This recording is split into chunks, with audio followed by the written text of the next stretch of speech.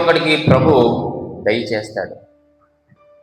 మరి ప్రభు ఇచ్చిన తలాంతులను నువ్వు ఏమి చేస్తున్నావు? ఈ రోజున నేను అడిగేటటువంటి క్వశ్చన్ అది మిమ్మల్ని. ప్రభువు నీకు ఇచ్చినటువంటి తలాంతులను నువ్వు ఏమి చేస్తున్నావు? ఏంటయ్యా ఆ తలాంతులని మరి అడుగుతున్నారా? ఏంటయ్యా మాకు ప్రభు ఇచ్చిన తలాంతు అని ఇంకా సందేహంలో ఉన్నారా? దేవునికి మహిమ కలుగును గాక. హల్లెలూయా, హల్లెలూయా.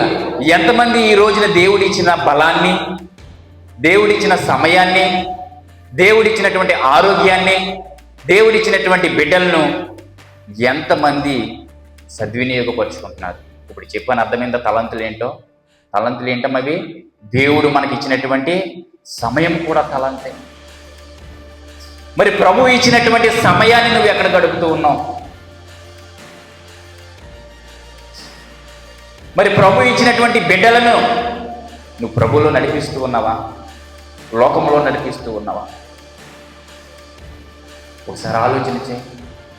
తలంతంటే అంత దేవుడు మన కోట్ల రూపాయలు ఇచ్చేయడమే, ఎవరికి వెళ్ళినంత ఆస్తులు మనకి ఇచ్చేయడమే ప్రభువు. ప్రభు మనకి ఇచ్చినటువంటి ఆరోగ్యం కూడా ఏంటది? ప్రభు అనుగ్రహించినటువంటి తలాంతు.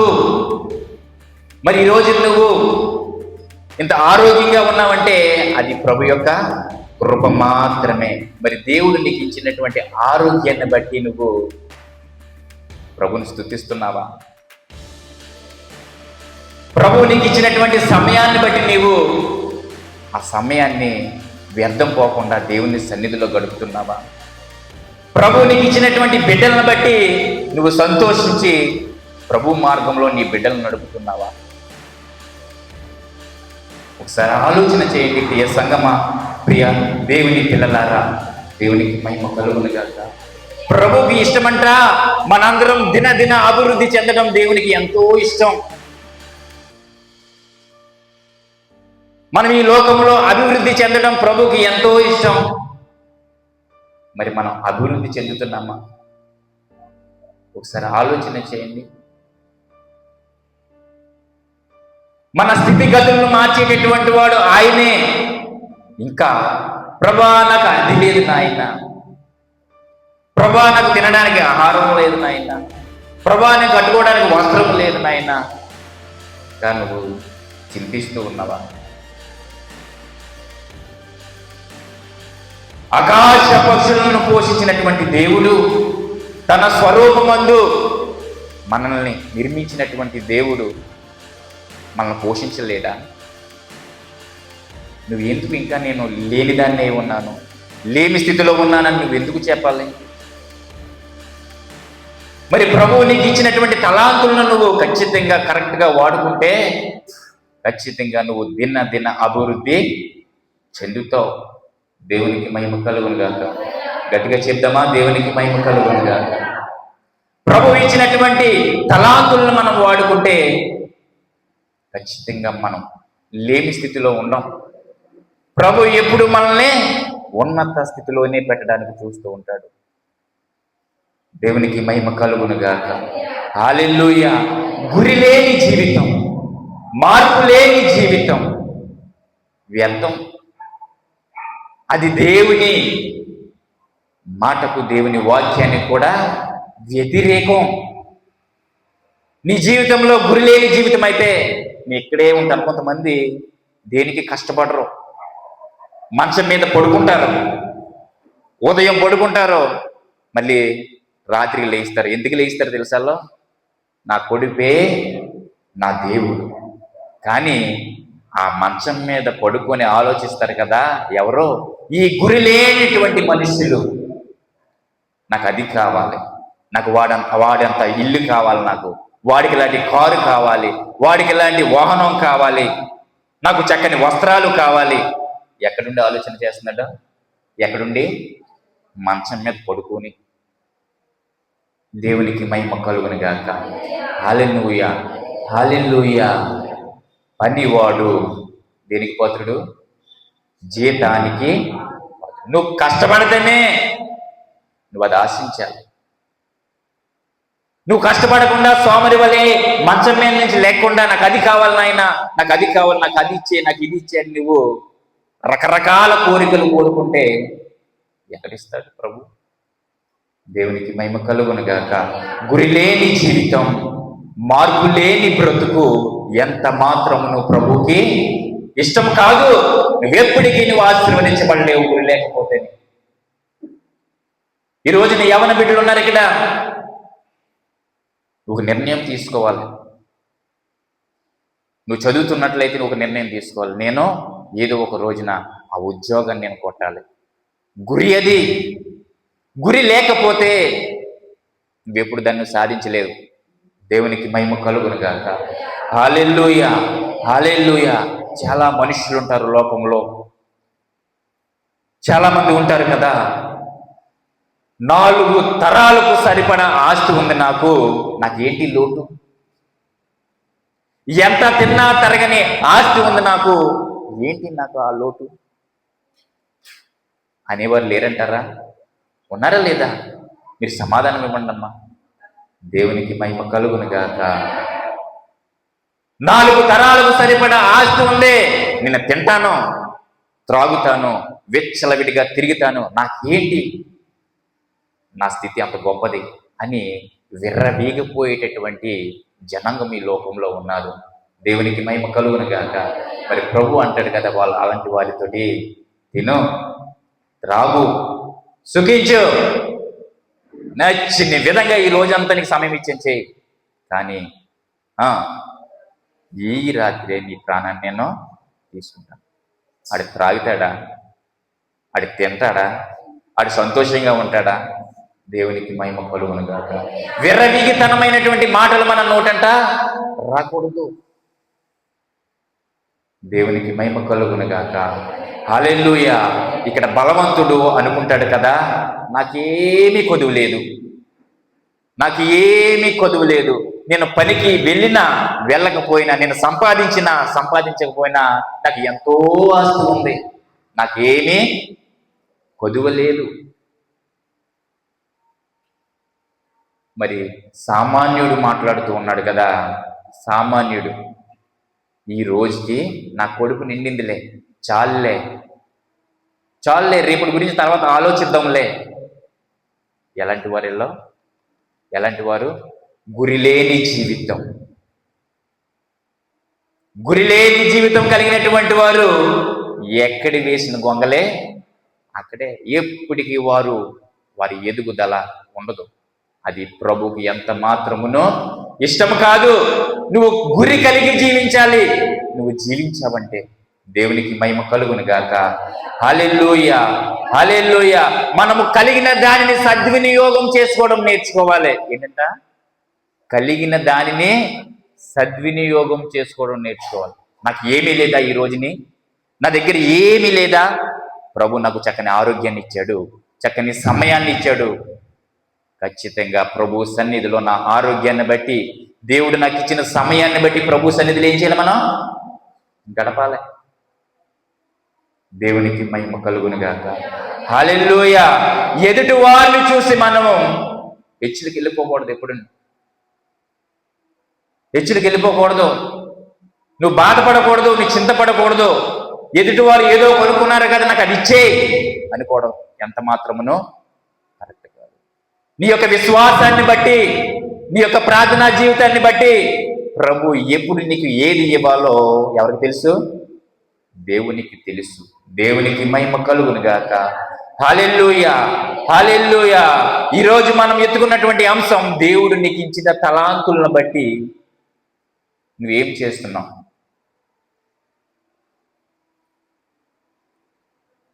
మత్తయి సువార్త 25వ అధ్యాయము 14 నుంచి 26 వచనాలు త్వరగా చదువుకొని అంశంపై మనం మాట్లాడుకుందాం. ఒక మనుష్యుడు దేశాంతరమునకు ప్రయాణమై తన దాసులను పిలిచి తన ఆస్తిని వారికి అప్పగించినట్లును, అతడు ఒకనికి 5 తలంతులను, ఒకనికి 2 తలంతులను, ఒకనికి 1 ఎవని సామర్థ్యము చొప్పున వానికిచ్చి వెంటనే దేశాంతరము పోయెను. 5 తలాంతులు తీసుకుని వాడు వెళ్ళి వాటితో వ్యాపారము చేసి మరి 5 తలాంతులను సంపాదించెను. అలాగునే 2 తీసుకుని వాడు మరి 2 సంపాదించెను. అయితే 1 తలాంతు తీసుకుని వాడు వెళ్ళి భూమి త్రవ్వి తన యజమాని సొమ్ము దాచిపెట్టెను. బహుకాలమైన తరువాత ఆ దాసుల యజమానుడు వచ్చి వారి యొద్ద లెక్క చూసుకొనెను. అప్పుడు 5 తలాంతులు తీసుకుని వాడు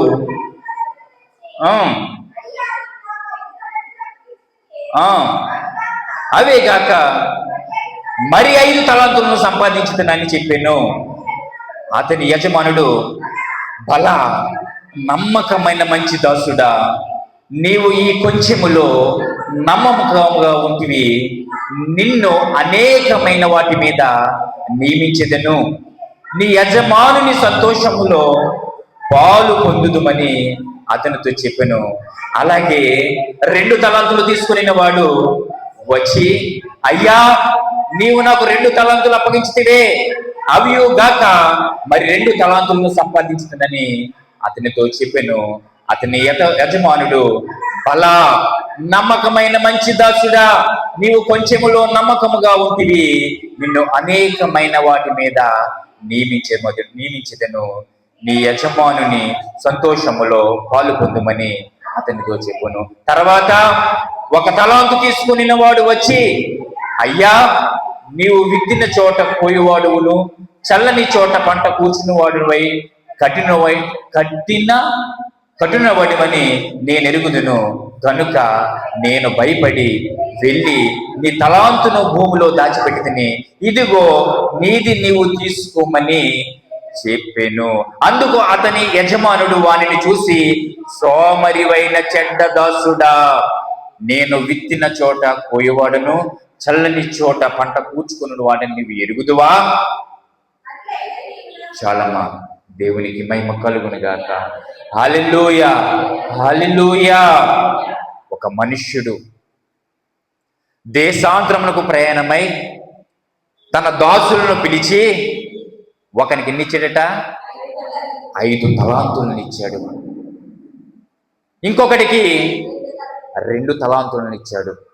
ఇంకొకటికి 1 తలాంతు ఇచ్చాను. దేవునికి మహిమ కలుగును గాక. హల్లెలూయా. ఇక్కడ 5 తలాంతులను తీసుకున్నటువంటి వాడు చక్కగా వ్యాపారం చేసి 5కు 5 సంపాదించి ప్రభుకి ఎంత ఇచ్చాడు? 10 ఇచ్చాడు. 5కు 5 సంపాదించి 10 ఇచ్చాడు. రెండవ వాడు ఎన్ని తలాంతులు తీసుకున్నాడు? 2 తలాంతులు తీసుకున్నాడు. 2కు 2 వ్యాపారము చేసి దాన్ని అభివృద్ధి చేసి ఎన్ని తలాంతులు ఇచ్చాడు? 4 తలాంతులు ఇచ్చాడు. చివరి వాడు, 3వ వాడు 1 తలాంతును తీసుకున్నాడు. ఆ తలాంతుని ఏం చేశాడు? మట్టి తవ్వి ఆ గోతులు ఏం చేశాడు? దాన్ని దాచిపెట్టాడు. ఇక్కడ మనం నేర్చుకునేటటువంటిది ఏమిటి అంటే, నీ తలాంతుల్ని అనగా ప్రభువు నీకు ఇచ్చినటువంటి ఆయుష్ను, ఆరోగ్యాన్ని, బిడ్డలను, ఇంకా దేవుడు ఇచ్చినటువంటి సమయాన్ని నువ్వేం చేస్తున్నావు? నీ యొక్క ఆత్మీయ జీవితాన్ని నువ్వు అక్కడే విడిచిపెట్టావా? లేకపోతే దేవుల్లో దినదిన అభివృద్ధి పరుచుకుంటున్నావా? ఒకసారి ఆలోచించే. ఇక్కడ 5కు 5 ఇచ్చినటువంటి వాడిని 2కు 2 వ్యాపారం చేసి అభివృద్ధి చేసినటువంటి వాడిని ప్రభు అంటున్నాడు కదా, బల నమ్మకమైన మంచి దాసుడా. మరి రోజున ప్రభుతో బలా నమ్మకమైన మంచి బిడ్డ, మంచి విశ్వాసి, మంచి దాసుడా అని అనిపించుకుంటున్నామా? ఆలోచన చేయండి. ప్రియ దేవుని పిల్లలారా, నేను ఏదో చెప్తున్నాను, మీరు ఏదో వింటున్నారు, అది కాదు. కానీ దేవుని యొక్క మాటను మీ హృదయంలో భద్రపరుచుకొని, ఇది ప్రభు ఈ రోజున నా కొరకే మాట్లాడాడు అని నువ్వు ఆలోచన చేసినట్లయితే ఖచ్చితంగా నువ్వు అభివృద్ధి చెందుతావు. లేకపోతే నీ తలాంతుని చివరివాడు, మూడోవాడు గోతులు ఎలా కప్పెట్టాడో అలాగే కప్పడితో దేవుడిచ్చినటువంటి తలాంతుని. దేవునికి మహిమ కలుగును గాక. బలా నమ్మకమైన మంచి దాసుడా, ఈ గోతి తీసి గోతులో కప్పెట్టిన వాడిని ప్రభువు మాట్లాడుతున్నాడు కదా, వాడిని అంటున్నాడు కదా, ఏమన్నాడమ్మా? సోమరివైన చెడ్డ దాసుడా. ఎవడాడు? మంచం మీద పడుకొని ఏ పని లేకుండా, ఏమీ చేయకుండా అన్ని ఆకాశంలోంచి కింద పడి వచ్చేలాంటి ముఖం మీదకి వాడి మీద పడిపోవాలి. అన్ని కోట్ల రూపాయలు వాడి మీద పడిపోవాలి. వాడితో మాట్లాడుతున్నాడు కదా, అలాంటి మనసు ఉన్నవాడితో ప్రభు మాట్లాడుతున్నాడు కదా. సోమరివైన చెడ్డ దాసుడా, ఎప్పటికీ నీవు ఆశీర్వాదాన్ని పొందుకోలేవు. దేవునికి మహిమ కలుగును గాక. దేవుడిచ్చినటువంటి తలాంతుల్ని మనం ఏం చేయాలి? అభివృద్ధి పరచాలి. దేవునికి మహిమ కలుగును గాక. చాలా మందికి ఒక సందేశం వస్తుంది. మరి యేసు ప్రభు పక్షపాతి కాదంటారు కదా. ముగ్గురికి తలాంతుల్ని ఇచ్చాడు కదా, ఒకరికి 5 ఇవ్వడం ఏంటి, ఒకరికి 2 ఇవ్వడం ఏంటి, ఒకరికి 1 ఇవ్వడం ఏంటి? అందరికీ సమానంగా ఇవ్వచ్చు కదా. మరి ఎందుకో దేవుడు పక్షపాతం చూపించాడు అని సందేహం రావచ్చు. దేవునికి మహిమ కలుగును గాక. హల్లెలూయా, హల్లెలూయా. ఇక్కడ మనం చూసుకున్నట్లయితే 14వ వచనంలోని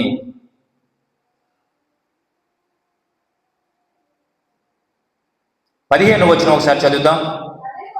అతడు ఒకనికి 5 తలాంతులను, ఒకరికి 2 తలాంతులను, ఒకరికి 1 ఎవరిని సామర్థ్యం చొప్పున వానికి ఇచ్చాను. రాసిబడి ఉందా లేదా? దేవుని వాక్యంలో చాలా క్లియర్గా ఉందా లేదా? వారి సామర్థ్యాన్ని బట్టి దేవుడు, తెలియదా ప్రభుకి ఎవడు కష్టపడతాడో, ఎవడు పడుకుంటాడో, ఎవడు దేవుని సన్నిధికి వస్తాడో, ఎవడు దేవుని సన్నిధికి దూరంగా ఉంటాడో వారి మనసు తెలీదా దేవునికి? హృదయాంతరంగం ఎరిగినటువంటి వాడు మన ప్రభు. తెలుసు ప్రభు ఎవరిని ఆశీర్వదించాలి, ఎవరిని ఎక్కడ పెట్టాలని దేవునికి తెలుసు. ప్రభు ఎట్టి పరిస్థితుల్లో పక్షపాతి కాదు. నీ విశ్వాసాన్ని బట్టి, నీ ప్రార్థనా జీవితాన్ని బట్టి, నీ లోకంలో జీవించే విధానాన్ని బట్టి ఖచ్చితంగా ప్రభు సమానంగా చూస్తాడు. ఇక్కడ 5 తలాంతులు తీసుకున్నటువంటి వాడిని, 2 తలాంతులు తీసుకున్నటువంటి వాడిని ఒక స్టేట్మెంట్ ఇస్తాడు ప్రభు. వీడికో స్టేట్మెంట్, వాడికో స్టేట్మెంట్ ఇచ్చాడా? ఇద్దరికి ఒకటి ఇచ్చాడు. ఏమిచ్చాడు? బలా నమ్మకమైన మంచి దాసుడా. ఇద్దరికి ఒకటే ఇచ్చాడు. పక్షపాతం చూపించాడా మన ప్రభు? నో. దేవునికి మహిమ కలుగును గాక. హల్లెలూయా, హల్లెలూయా. మరి ప్రభు మనకిచ్చిన తలాంతుల్ని మరొకసారి జ్ఞాపకం చేస్తున్నాం. ప్రభు మనకిచ్చినటువంటి తలాంతుల్ని గోతిలో పెట్టి తొక్కేస్తున్నామా, లేకపోతే మన జీవితాన్ని అభివృద్ధి పరుచుకుంటున్నామా? ఇది ఈ రోజు నేను మీకు వేసేటటువంటి క్వశ్చన్. ఈ క్వశ్చన్ అనేటటువంటిది మీ హృదయంలోకి లేకపోతే నో, మీరు ఏం చేయలేరు. మీరు ఎప్పటికీ ఆశీర్వదించబడరు. దేవునికి మహిమ కలుగును గాక. హల్లెలూయా. ప్రభువుకు తెలుసు ఎవరికి ఎంత ఇవ్వాలో. కొంతమందికి ₹1,00,000 ఇస్తే మరుసటి రోజుకి ఏం చేస్తాడు? దోబారా చేసేస్తాడు, ఖర్చు పెట్టేస్తాడు. ₹1,00,000 ఒక్క రోజును ఖర్చు పెట్టేస్తాడు. ఎవడాడు? సోమరివైన చెడ్డ దాసుడు. ఆడు ₹1,00,000 ఇచ్చినా మరుసటి రోజు ఏముండదు. అడిగి తింటా కూడే ఉండదు, అడిగి కట్టుకోవడానికి వస్త్రం ఏముండదు. సోమరి. ఒక మంచి మాట మాట్లాడతాడు కదా ప్రభు. చీమల యొక్క నడకను చూసి జ్ఞానము తెచ్చుకో. మరి జ్ఞానం కావాలి మనకి. ఆ జ్ఞానం ఎక్కడ దొరుకుతుందయ్యా? రోడ్లంటే దొరుకుతుందా? సినిమా థియేటర్లో దొరుకుతుందా? షాపింగ్ మాల్లో దొరుకుతుందా? ప్రభు యొక్క జ్ఞానం ఎక్కడ దొరుకుతుంది మనకి? ప్రభు యొక్క జ్ఞానం మనలో ఉంటేనే మనము దినదిన అభివృద్ధి చెందుతాం. ప్రభు మనకి ఇచ్చినటువంటి తలాంతుల్ని రెట్టింపు చేస్తాం. మరి ఆ జ్ఞానం ఎక్కడ దొరుకుతుంది మనకి? దేవుని సన్నిధిలో మాత్రమే ఆ జ్ఞానం మనకు దొరుకుతుంది. దేవునికి మహిమ కలుగును గాక. హల్లెలూయా. దేవుడు మాట విని వాటి రీతిగా నువ్వు జీవించినట్లయితే నీ జీవితం బల నమ్మకమైన మంచి దాసుడా అని ప్రభుతో అనిపించుకుంటాం. దేవునికి మహిమ కలుగును గాక. హల్లెలూయా. మరి అడగండి ప్రభుని, ప్రభువా నాకు జ్ఞానాన్ని దయచేయండి ఆయన. ప్రభా నేను వినినటువంటి ఈ మాట ప్రభా నేను త్రోసి వేయకుండా ప్రభా నా హృదయంలో భద్రపరుచుకొని ప్రభా అది నా జీవితానికి అప్లై చేసుకోవాలి ప్రభా. ఆ విధంగా నేను జీవించడానికి ప్రభా నాకు కృప దయచేయండి ఆయన అని ప్రభుని అడుగుదామా?